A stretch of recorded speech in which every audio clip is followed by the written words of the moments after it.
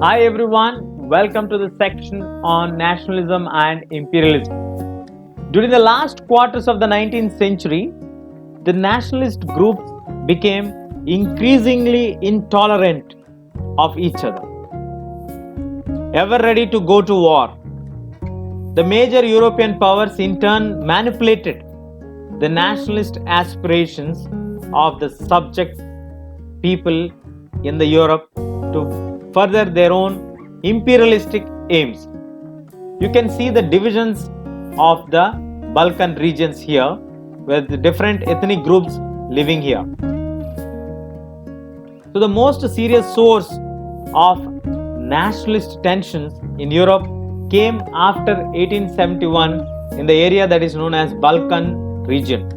The region of the Balkans was having a lot of regional variations in the geography and also in the ethnic variations, which comprised of Romania, Bulgaria, Albania, Greece, Macedonia, Croatia, Bosnia, Herzegovina, Slovenia, Serbia, and Montenegro, whose inhabitants were broadly known as slaves because they were not able to define their own identities. A large part of the Balkan region was under the control of the Ottoman Empire, and it is a Muslim leadership which is controlling the Ottoman Empire.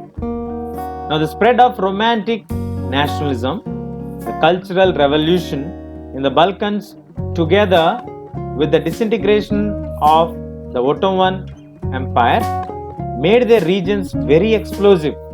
As the Ottoman Empire started to get disintegrated, now all the European powers want to look towards the control of the Balkan regions. At the same time, in the 19th century, Ottoman Empire had sought to strengthen the differences within itself through modernization, through bringing certain changes, certain internal reforms, but they were very little successful. They could not see much success. One by one, the European subjects' nationalities broke away from the control and declared independence in the Balkan regions. So the Balkan people based their claims for independence or for political rights on the nationality, their identity, which used history to prove. They had a long drawn historical past where once they were being independent, but over a period of time they were being subjugated by the foreign powers. Hence, these rebellious nationalities in the Balkans thought of their struggles as an attempt to win back their long lost independence. They want to win back their long lost independence, which was taken over by the foreign powers. That's all we have in this section. Stay tuned. We'll catch you in the next section. Welcome to the section on nationalism and imperialism. As we have discussed in the previous section, the Balkan regions, which were once part of the Ottoman Empire, started to break down and establish their independence.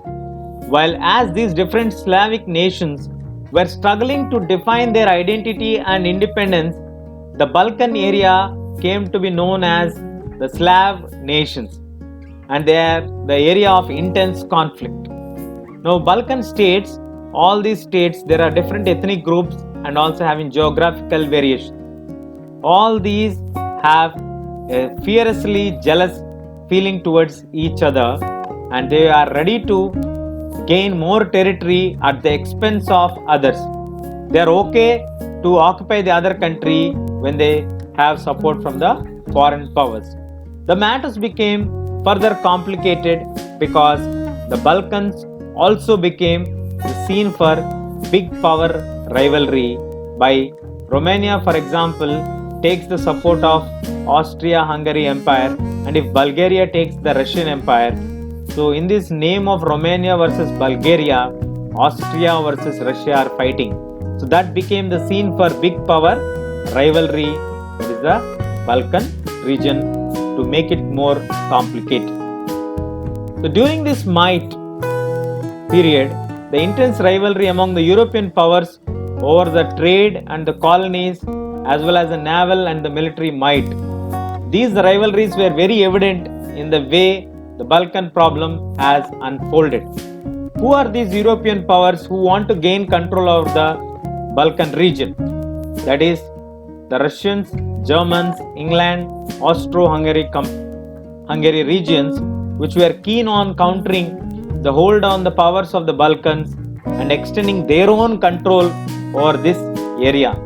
And this led to a series of wars in the regions, and finally in the World War I was the outcome of the Balkan states' internal rivalry and jealousy.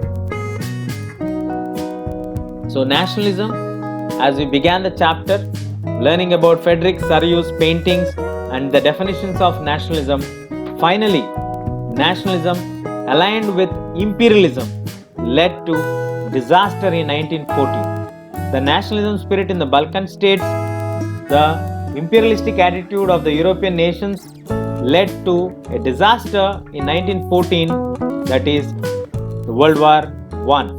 But meanwhile, many countries in the Europe as well as in the world which were colonized by the European powers in the 19th century began to oppose the imperial dominations, the foreign rulers controlling them.